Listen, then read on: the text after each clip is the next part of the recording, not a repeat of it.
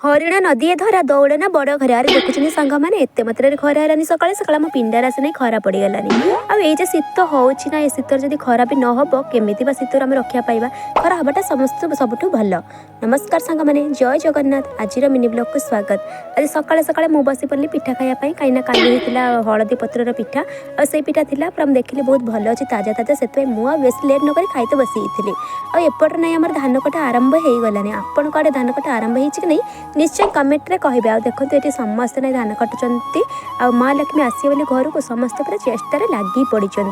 आते सुंदर भाव में धान कटा आरंभ हो गलानी आपण काटे धान कटा है कि नहीं निश्चय कहवा। तब देखो माँ लक्ष्मी केते सुंदर भल भाव में देखा पूरा पाचिकी पूरा बढ़िया देती धान गुड़ा आम पटे तो एमतीका धान कटा चलती आपण पटे केमी धान कटा चलती आई भाव में धान कटा आरंभ हो जाता आम पटे आउ किछि दिन पर आसब खला भी लिपा सरीगलानी एत शेष कली देखो नेक्स्ट वीडियो जय।